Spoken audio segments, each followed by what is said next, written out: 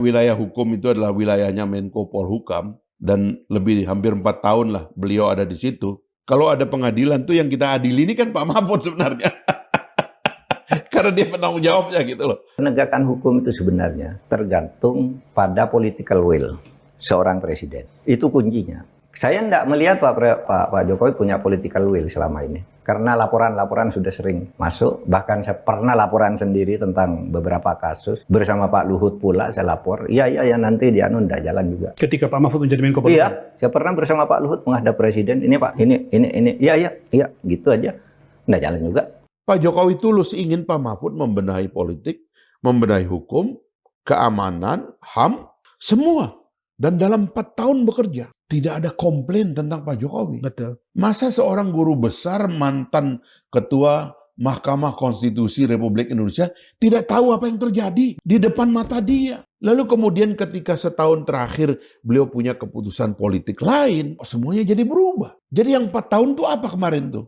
Waktu 4 tahun beliau bertugas untuk membenahi sektor politik, hukum, keamanan, hak asasi manusia. Itu beliau. Kenapa memorinya setahun terakhir?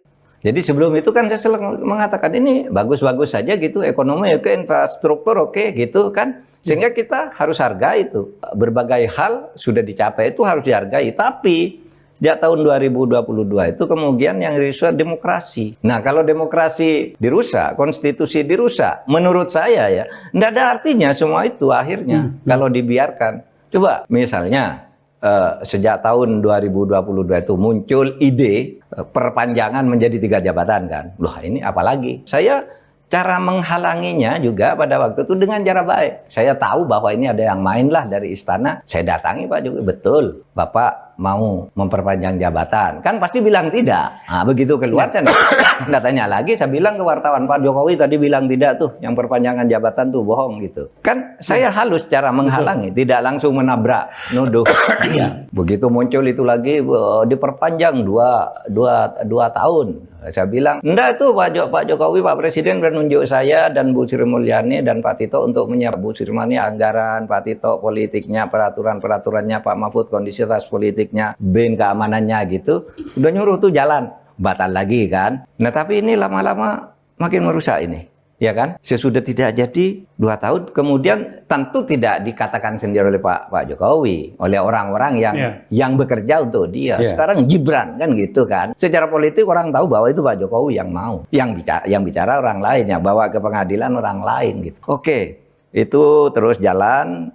Sehingga pada akhirnya, yaitu saya tidak bisa berada pada tempo dengan menjelaskan secara baik, secara halus seperti biasanya. Ini harus keras, karena meminjam istilahnya si Deddy Sitorus. Orang kayak gini harus dilawan kayak gini juga katanya. Nggak bisa orang gila kamu lawannya dengan cara waras. Orang gila lawan dengan gila juga. Itulah tempo saya naikkan. Iya demi Republik. Sehingga kalau Anda tanya apa, Anda ada jasanya Pak Jokowi banyak. Sampai saya meyakini sampai tahun 2022 itu. Saya mohon maaf ya, termasuk Pak Mahfud yang Anda bilang tadi, kok kayak begitu ngomongnya. Kenapa kita nggak memikirkan sesuatu yang lebih agung daripada itu? Untuk pelajaran masa depan, loh Anda sendiri kan nggak ngambil pelajaran dari apa yang Anda alami sendiri gitu loh. Misalnya soal Kaisang itu, ada interpretasi terhadap undang-undang yang longgar memutuskan umur itu adalah umur pada saat mendaftar, umur pada saat ditetapkan, umur pada saat diumumkan menang sebelum gugatan, atau umur pada saat dilantik. Ini ada 4 spektrum. Lalu Mahkamah Agung mengatakan umur saat dilantik. Karena ini kira-kira labil, kira-kira begitu. Loh itu pesanan segala macam. Loh ini ada problem. Semua orang boleh menggugat ketidakjelasan hukum sebab itu merugikan dia. Sekarang setelah ini jalan, lalu kemudian MK sekarang memutuskan. MK yang sama memutuskan, yang mengatakan bahwa yang benar itu KPU, yaitu pada saat pendaftaran. Ya sudah kan selesai. Terus kenapa kita nggak bilang, alhamdulillah ternyata Pak Jokowi orang baik, ya karena mengembalikan. Kenapa waktu itu diputuskan pelantikan kita ribut mengatakan bahwa ini semua direkayasa Pak Jokowi. Tapi begitu kembali ke sini kita tidak mengucapkan terima kasih bahwa akhirnya dikembalikan oleh Pak Jokowi. Gimana caranya seorang hakim agung memutus sesuatu yang menurut undang-undang hanya boleh dibatalkan oleh Mahkamah Konstitusi. Lalu menjadi konform bahwa salah keputusan Mahkamah Agung ini ketika MK memutus bahwa itu bukan urusan Anda. Ini udah benar nih undang-undang, kan menjadi konform bahwa itu ada permainan. Nah, siapa yang main lalu itu analisis politik kan. Betul. Dia bisa nunjuk orang begitu, tapi analisis politik itu memungkinkan karena yang paling berkepentingan di situ memang keluarga Pak Jokowi. Bahkan si Kaisang bilang, oh saya siap calon, kan gitu kan. Bahkan sebelum diberitakan pergi ke dengan private jet Ke Amerika. itu kan dia masih mau deklarasi Di Jawa Tengah. di Jawa Tengah kan. Betul. Siap deklarasi. Nah, sebelum itu lagi dia sudah menyatakan, saya siap menjadi calon baik melawan Ridwan Kamil maupun melawan Anies untuk Jakarta. Masih ada tuh rekamannya semua. Artinya dia yang berkepentingan dengan itu semua. Maka saya bilang, waduh, ini sudah parah. Sehingga saya meningkatkan tensi saya. Saya ini harus lebih belak-belakan bahwa ini permainan. Ya, permainan yang sudah menjadi pergunjingan orang, tapi pura-pura tidak dengarkan. Ya, karena belakangan Pak orang melihat, kok Prof Mahfud begitu sekarang ya? Iya. Dulu termasuk orang yang selalu mengapresiasi Pak Jokowi, begini-begini, tapi kok apa karena dia kalah pilpres? Bukan karena itu ya? Buat Anda semata-mata Enggak, kan ini saya meyakinkan dulu publik, saya menerima kekalahan ini. Begitu divonis, saya menerima kekalahan ini. Kemana-mana saya bilang, sudah Pak Prabowo menang, Gibran, sudah, gitu kan. Itu untuk meyakinkan publik dulu bahwa secara hukum saya sudah oke. Tapi sekarang, sebagai warga negara, saya melihat, kok seperti ini nih, mainnya rusak bener nih, orang-orang. Gitu ya, sehingga lalu saya semakin keras. Kalau saya kan gampang dalilnya ya Mas Akbar ya. Kalau kata Nabi itu, kalau engkau marro'a minkum mungkaron falyughayyir biyadih. Kalau kamu lihat kemungkaran, betulkan dia dengan kekuasaanmu. Kalau kamu sudah tidak punya kekuasaan, betulkan dia dengan lisanmu. Lalu kalau kamu sudah tidak berani dengan lisan, maka berdoalah kamu agar orang itu dicegah oleh Allah. Itulah yang paling rendah, doa itu ya. Nah, saya ini ambil yang kedua ini, saya lisan. Lisan pakai nada netral, enggak didengar. Keras saja sekalian. Iya kan? Iya. Keras saja sekalian. Iya. Kan saya nothing tulus kan? Saya ilan apa? Saya lawan. Ini untuk masyarakat. Assalamualaikum warahmatullahi wabarakatuh. Jumpa lagi dengan saya di Camp TV Channel. Barusan kita saksikan ya perdebatan yang cukup sengit ya antara Profesor Mahfud MD dan juga Fahri Hamzah ya, Wakil Ketua Umum Partai Gelora. Di sini Wakil Ketua Umum Partai Gelora menuntut agar kalau memang diadili secara hukum harusnya Profesor Mahfud MD yang diadili, bukan Jokowi. Pasalnya Mahfud MD selama 4 tahun di kabinet Presiden Jokowi ya sebagai Menko Polhukam harus ikut bertanggung jawab katanya sih. Tetapi di sini langsung dibantah oleh Prof Mahfud bahwa Prof Mahfud MD itu selama 4 tahun di kabinet Presiden Jokowi itu sudah sering sekali ya mengingatkan dari masalahnya itu timbul semenjak tahun 2022 kata Profesor Mahfud ya. Selama dari tahun 2014 sampai tahun 2022 itu tadinya berjalan baik-baik saja. Tetapi setelah tahun 2022, kata Profesor Mahfud, Presiden Jokowi mulai nih ada upaya untuk Presiden 3 periode ya, digaung-gaungkan lah dari para pendukungnya Jokowi, para orang-orang dekatnya Jokowi ya. Dan yang saya ingat tuh ada M. Kodari ya menggaungkan Presiden 3 periode. Akhirnya di situ dibantah, dikonfirmasi langsung oleh Prof Mahfud bahwa benar nih Presiden mau 3 periode. Kata Pak Jokowi enggak. Akhirnya Profesor Mahfud mengumumkan enggak ada tuh Presiden 3 periode. Profesor Mahfud tuh sudah tahu yang mendengungkan itu ya dari dalam istana. Dan akhirnya dibantah pula oleh orang-orang istana karena sudah tidak mungkin, rakyat tidak mengendaki kan. Dan ketua umum partai juga nggak mengendaki hal tersebut. Setelah gagal 3 periode, digaungkan lagi penambahan masa jabatan 2 tahun. Profesor Mahfud konfirmasi lagi ke Presiden Jokowi. Dan Presiden Jokowi enggak, pemilu tetap berjalan.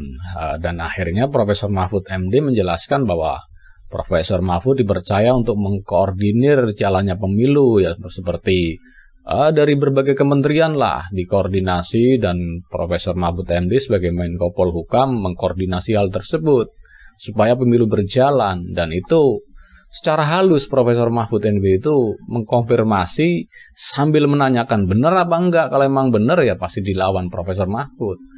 Ternyata mengeles lagi. Nah, yang terakhir ada soal Gibran. Dan soal Gibran, Profesor Mahfud udah nggak bisa lagi menanyakan secara serius bagaimana, karena Profesor Mahfud juga didaulat menjadi wakil presidennya Ganjar kala itu kan. Dan akhirnya dibiarkan saja, ya sudah biarin. Akhirnya makin kesini makin nggak benar. Dan akhirnya Profesor Mahfud setelah tidak lagi di lingkaran kekuasaan mulai bersuara. Jadi nggak ujuk-ujuk karena Profesor Mahfud itu kalah pilpres atau tidak terima apa sakit hati, nggak ada tuh. Profesor Mahfud telah mengkonfirmasi bahwa tidak ada rasa sakit hati. Bahkan Profesor Mahfud di sini menjadi masyarakat biasa dan menyuarakan hal tersebut dengan atas nama masyarakat ya, tidak mengatasnamakan siapa dan tidak punya kepentingan apa-apa selain ya meluruskan lah. Kata Profesor Mahfud kan, Profesor Mahfud juga sampai mengutip hadis Nabi loh. Apabila Anda tidak bisa menghentikan istilahnya kemungkaran itu dengan kekuasaan dan Anda tidak punya kuasa lagi, ya cukup dengan lisan. Kalau lisan tidak mampu, ya cukup dengan berdoa. Tetapi Profesor Mahfud mengambil jalur yang kedua nih, secara lisan. Dan lisan secara pelan-pelan gak didengar, ya suaranya dikerasin. Dan apa yang terjadi ternyata Fahri Hamzah sebagai yang sekarang jadi penjaganya Jokowi, pendukungnya Jokowi, juga melawan sepertinya nih, mengcounter statement-statementnya Prof Mahfud bahwa menuding bahwa Mahfud ini sakit hati lah apa, kok dulu diem aja. Dari dulu Prof Mahfud nggak diem. Apa yang bengkok dari Presiden Jokowi coba diluruskan. Nah, itu pernyataan Prof Mahfud. Jadi tidak ujuk-ujuk. Tetapi Fahri Hamzah seolah-olah di sini ingin menjadi pahlawan ya, padahal dulu kita tahu dia paling keras kritik Jokowi. Dan juga di situ dia juga mengungkapkan dulu dia sebagai korban kebijakan Jokowi 2014 katanya sih keliling kampus tidak bisa, dia padahal itu bagi anggota DPR, tapi dia ngomong sebagai korban. Itu udah ada pernyataannya dan di videonya juga ada. Dan sekarang kenapa dia berbalik arah, ya, kita nggak tahu lah ada kepentingan apa kan. Kalau dibilang nanti ada kepentingan, nanti katanya tuduhan nggak mendasar. Tetapi kalau sekarang yang menyerang Presiden Jokowi katanya ada orkestrasi, katanya ada pengerahan massa, padahal kan nggak ada. Ini murni ya suara rakyat. Seperti kita tahu kemarin kan, undang-undang pilkada yang mau direvisi oleh DPR untuk mengagalkan putusan Mahkamah Konstitusi ya terkait kasus Kaisang yang katanya mau maju pilkada. Itu juga kan nggak ada yang menggerakkan, semua itu ya organik. Dan massa dan mahasiswa semua organik. Karena apa? Melihat sudah ketidakpercayaan masyarakat terhadap hukum dan aturan-aturan dan penguasa sekarang ini sudah semena-mena. Tidak mementingkan kepentingan rakyat, tapi mementingkan kepentingan keluarga. Itu yang bikin emosi para masyarakat ini. Oke, mungkin cukup sekian dulu reaction video dari saya. Jangan lupa komentarnya ya, dan jangan lupa yang belum subscribe, silakan subscribe supaya dapat tontonan video terbaru dari Kem TV Channel. Salam waras.